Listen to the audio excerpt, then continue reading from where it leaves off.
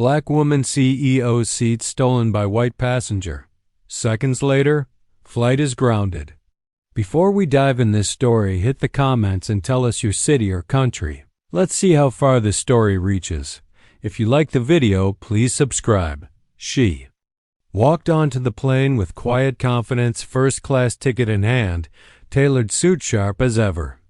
But just as she reached her seat, a white man was already there and refused to move. The crew didn't ask questions. They told her to step aside, claiming there must be a mistake. She wasn't just humiliated, she was erased. What no one knew was who she was or the power she held. When the call came through moments later, everything changed. What happens when the person you tried to silence owns the silence? Watch till the end. Ava Richardson wasn't just another business traveler. She was the CEO of one of the fastest-growing tech companies in America. At just 38, she had worked her way up from poverty to power, building a company that now operated on 5 continents.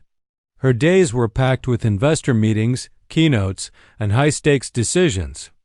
But despite the accolades and headlines, there was one thing she could never outgrow: being judged by the color of her skin. On that day, Ava was flying to close a major global deal. Her assistant had booked her usual first-class seat. Everything was in order. She arrived early, dressed in a Navy power suit, her carry-on in hand, her ticket already scanned. But as she stepped into the cabin and approached her seat, something didn't sit right. A white man was already in 2A, her seat. And what followed would expose more than just a booking error. The man looked up, expression blank, then dismissive. "This is my seat," he muttered without checking. Ava politely double-checked her boarding pass 2A. The exact number is etched in gold above the seat. But before she could respond, a flight attendant swooped in. "Ma'am, you're probably in economy?" "Let me check your boarding pass," the attendant said, eyes darting past her like she didn't belong. Ava calmly handed it over. The attendant looked at it, then looked at her. And instead of correcting the man, she smiled tightly. "Must be a mix-up. We'll sort it out. Please step aside for now." Passengers were now watching. Whispers, stares. Ava could feel the weight of every eye in that cabin. She had boarded early to avoid scenes like this. But scenes like this always seemed to find her. The man stayed seated. Another attendant joined. Still, no one asked him to move. They escorted Ava to the front of the plane, offered her a drink voucher, and told her to wait. But Ava wasn't just a CEO. She also owned a controlling interest in the airline's second-largest shareholder firm. And while they dismissed her presence, her phone buzzed.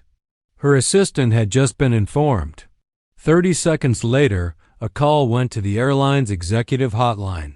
5 minutes later, the pilot was radioed to remain on the ground. The cabin door remained open.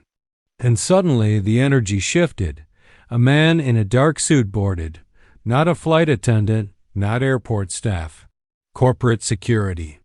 He walked straight to the flight crew and showed them something: his badge, a printed memo. Then he turned to the white man in 2A. "Sir, please gather your belongings. You've been removed from this flight for violating airline policy." The man protested loudly, but the order stood. Then the suit turned to Ava. "Ms. Richardson, your seat is waiting. And on behalf of the board, we sincerely apologize." The plane went silent. Ava walked to her seat, not just with power, but with proof. They hadn't just misjudged her. They'd misjudged who was actually in control. What they thought was a passenger to silence was the woman who owned the sky they flew through. Ava didn't post about it. She didn't need to. The flight crew was suspended. The airline issued a public apology. The story leaked anyway and went viral. But Ava's absolute power wasn't in the headlines. It was in how she kept building, kept winning, and kept proving that quiet black excellence didn't need to scream to be felt. This wasn't just about a seat. It was about how many systems are quick to remove black women from spaces they've earned. But sometimes, those women are the ones holding the blueprint. How many more times must black women prove themselves before they're believed? Comment below, which city and country are you watching from? Let the world know we see this, we hear this, we are this. Take care.